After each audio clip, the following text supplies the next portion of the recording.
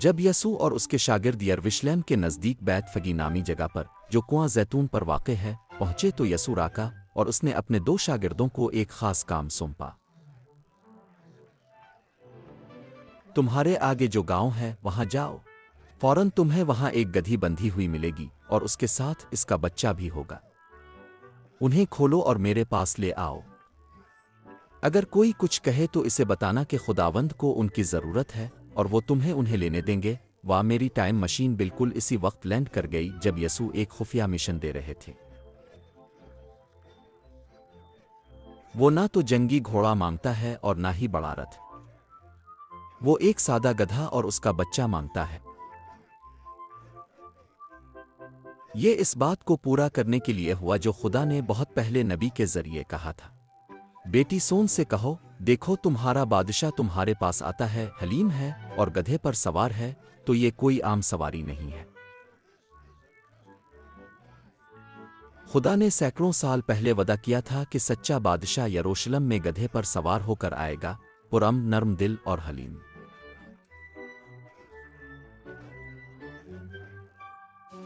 شاگردوں نے بالکل وہی کیا جو یسوع نے انہیں کہا تھا۔ وہ گدھی اور اس کے بچے کو لائے اور ان پر اپنی چادریں رکھ دیں تاکہ یسوع ان پر بیٹھیں۔ جب یسوع یروشلم کی طرف جا رہے تھے تو ایک بہت بڑی بھیڑ جمع ہوئی۔ کچھ لوگ اپنی چادریں سڑک پر پھیلا دیتے ہیں، دوسرے لوگوں نے درختوں سے کھجور کی ڈالیاں کاٹیں اور انہیں اس کے آگے بچھا دیا۔ یہ ایک شاہی جلوس لگتا ہے۔ وہ اپنے کپڑوں اور شاخوں کے ساتھ یسوع کے لیے ایک نرم خاص راستہ بنا رہے ہیں۔ اسی طرح لوگ بادشاہوں کا استقبال کرتے تھے۔ داؤد کے بیٹے کے لیے ہوشنا، مبارک ہے وہ جو خداوند کے نام پر آتا ہے۔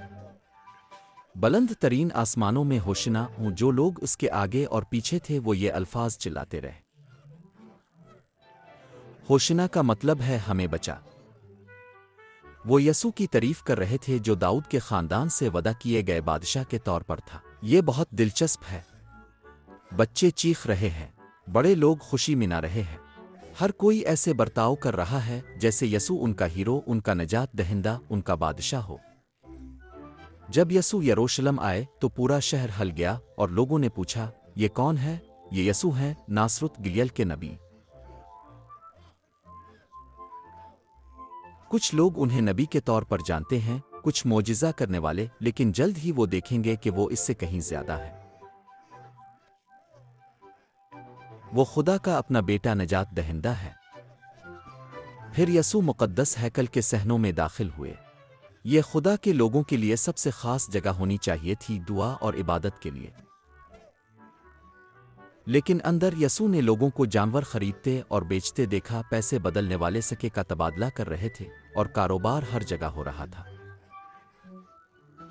یہ شور شرابی، مصروف اور غیر منصفانہ تھا۔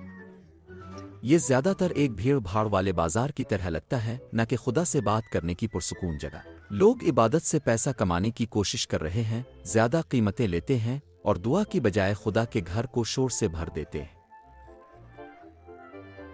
یسوع نے وہاں سے خریدنے اور بیچنے والوں کو نکالنا شروع کر دیا۔ اس نے میزیں الٹ دیں۔ لکھے ہے، میرا گھر دعا کے لیے کہا جائے گا، لیکن تم اسے ڈاکوؤں کا گھر بنا رہے ہو۔ یسوع برا نہیں کہہ رہے۔ وہ پاک اور منصفانہ ہے۔ وہ جانتا ہے کہ خدا کا گھر وہ جگہ ہے جہاں تمام قوموں کے لوگ آ کر دعا کر سکتے ہیں، نہ کہ وہ جگہ جہاں غریبوں کو دھوکہ دیا جائے۔ جب یسوع نے ہیکل کو صاف کیا تو ایک خوبصورت واقعہ ہوا۔ جو اندھے اور لنگڑے ہیکل میں اس کے پاس آئے، یسوع نے انہیں شفا دی۔ فرق دیکھو، چند منٹ پہلے وہاں پنجرے سکے اور چیخ و پکار تھی۔ اب لوگ شفا پا رہے ہیں، دعائیں ہیں اور شکر گزار دل ہیں۔ یہی خدا کا گھر ہونا چاہیے۔ داؤد کے بیٹے کے لیے ہوشنا۔ اہل اعلیٰ اور مذہبی استادوں نے یسوع کے حیرت انگیز کام دیکھے اور بچوں کو تعریف کے نعرے لگاتے سنا۔ خوشی منانے کے بجائے وہ غصے میں آ گئے۔ کیا تم سن رہے ہو کہ یہ بچے کیا کہہ رہے ہیں؟ ہاں، کیا تم نے کبھی نہیں پڑھا کہ بچوں اور نونہالوں کے ہونٹوں سے یہ رب تاو اپنی تعریف نکالنے کو کہتا ہے؟ رہنماؤں کو یہ پسند نہیں آیا کہ بچے یسوع کی تعریف کر رہے ہیں، لیکن خدا کو یہ بہت پسند آیا۔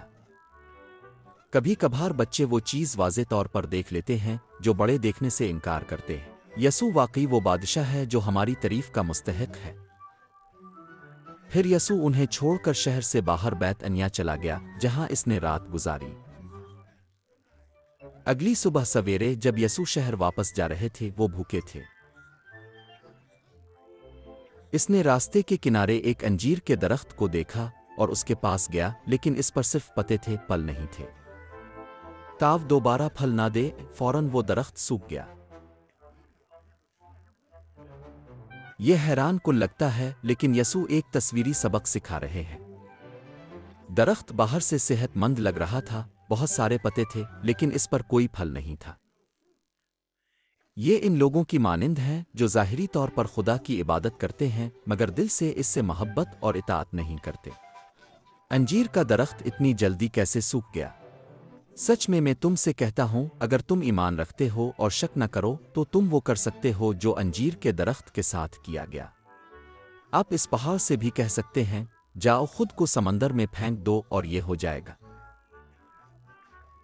اگر آپ ایمان لائیں تو آپ کو دعا میں جو کچھ مانگے وہ ملے گا۔ یسوع چاہتے ہیں کہ ان کے پیروکاروں کے پاس حقیقی ایمان ہو جو خدا پر بھروسہ کرے، نہ کہ صرف پتوں والے مذہب پر۔ بچوں اب سوچ رہے ہوں گے یسوع عموماً نرم دل اور مہربان ہوتے ہیں۔ وہ اس لیے سخت اور ناراض ہوئے کیونکہ مقدس ہیکل کے صحن کو لوگ تجارتی کاموں اور پیسہ بدلنے کے لیے استعمال کر رہے تھے، حالانکہ یہ جگہ دعا اور عبادت کے لیے۔ یہ ہے کیوں سادہ الفاظ میں ایک خدا کا گھر دعا کے لیے ہے، منافع کے لیے نہیں۔ مقدس ہیکل دعا کے لیے بنایا گیا تھا تاکہ لوگ خدا کے قریب آ سکیں، لیکن پیسہ بدلنے والے اور بیچنے والے اسے ایک شور شرابے والے بازار میں تبدیل کر دیا، جہاں کاروبار خدا کی عبادت سے زیادہ اہم ہو گیا۔ دوسرا، وہ لوگوں کو دھوکہ دے رہے تھے، خاص طور پر غریبوں کو۔ بہت سے لوگوں کو قربانی کے لیے جانور خریدنے پڑتے تھے اور مسافروں کو اپنا پیسہ تبدیل کرنا پڑتا تھا۔ مقدس ہیکل دعا کے لیے بنایا گیا تھا تاکہ لوگ خدا کے قریب آ سکیں، لیکن پیسہ بدلنے والے اور بیچنے والے اسے ایک شور شرابے والے اسی لیے یسوع نے اسے ڈاکوؤں کا اڈا کہا۔ وہ خدا کے گھر کو لالچی پیسہ کمانے کے لیے استعمال کر رہے تھے۔ تیسرا، مذہب میں پتوں سے بھرپور تھا لیکن کوئی حقیقی پھل نہیں تھا۔ بالکل اسی طرح جیسے انجیر کے درخت پر صرف پتے تھے اور پھل نہیں، ہیکل باہر سے مصروف اور مذہبی لگ رہا تھا، لیکن اندر بہت سے رہنماؤں کے دل سرد، مغرور اور لالچی تھے۔ یسوع حقیقی محبت، حقیقی ایمان اور حقیقی فرمانبرداری کی تلاش میں آئے، لیکن انہیں وہ نہیں ملی۔ یسوع اس لیے ناراض تھے کہ لوگ خدا کے راستے کو کھولنے کے بجائے روک رہے تھے۔ یسوع نے ہیکل کو صاف کیا تاکہ ہر کوئی خدا کی آزادانہ طور پر تعریف کر سکے جیسا کہ خدا ہمیشہ چاہتا تھا۔